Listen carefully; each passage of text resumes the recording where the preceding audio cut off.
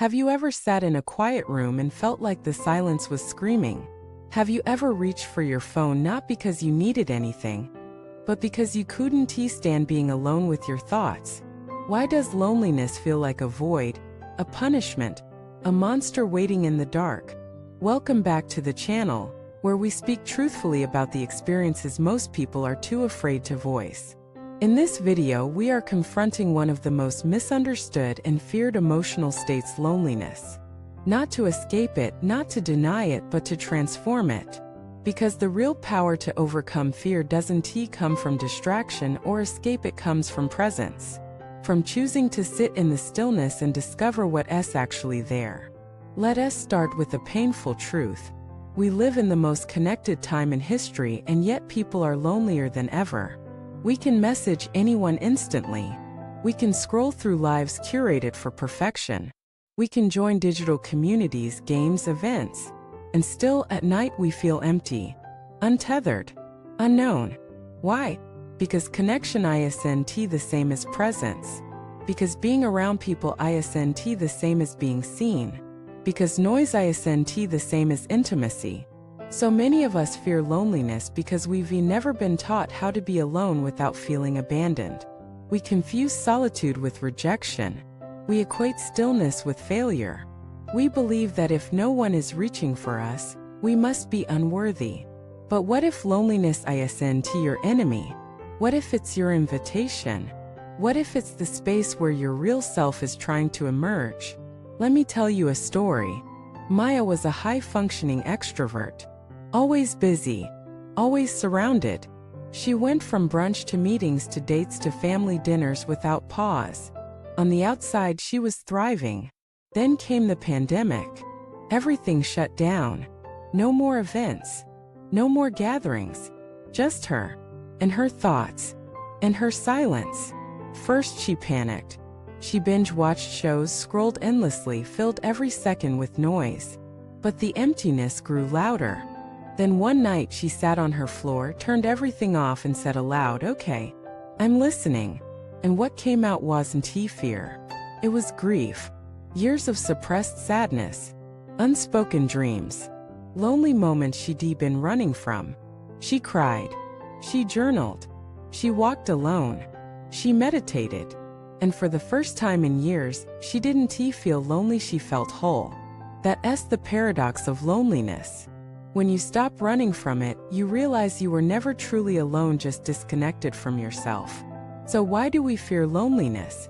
Because we were taught to associate value with visibility. If no one is texting, liking, praising, chasing us, we think we've failed. We fear silence because it doesn't validate us.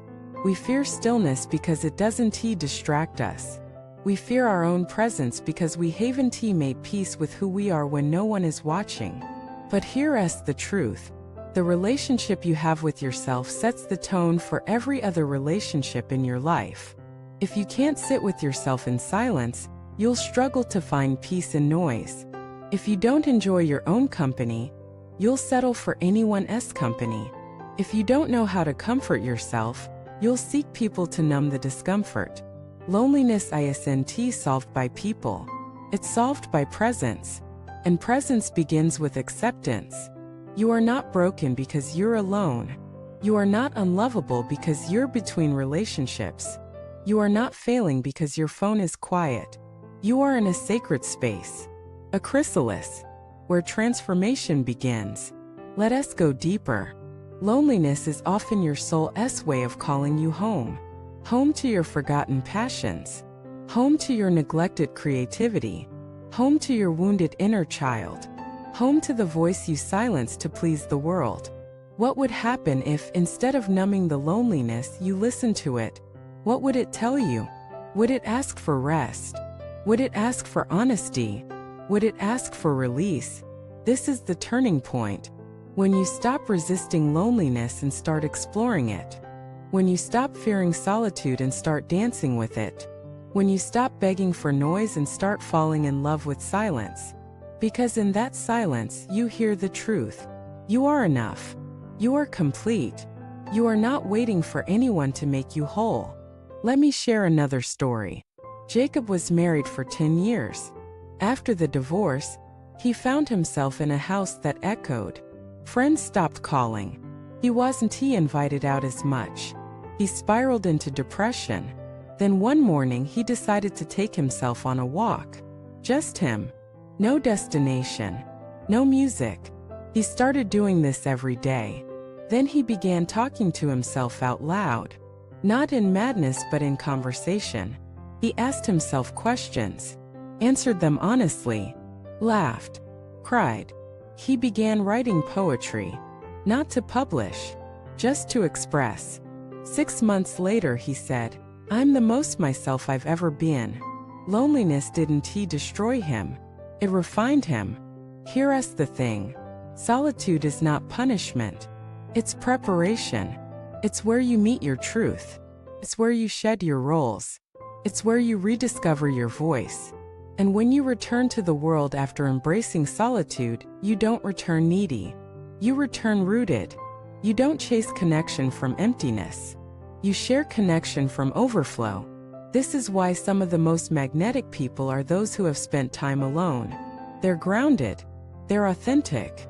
They don't seek to be completed. They come already whole. So if you're in a season of solitude, don't rush out of it. Don't fill it with noise. Don't label it as failure. Lean in. Listen. Breathe. Journal. Create. Heal. And know that one day when you enter relationships, you'll do so not because you're lonely but because you're ready to love from depth, not desperation. Thank you for watching this video. If you've ever found unexpected strength in solitude, share your story below. Your journey could help someone else walk through their own quiet valley. Don't forget to like, subscribe, and support the channel. Together, we're learning to turn silence into symphony and loneliness into power.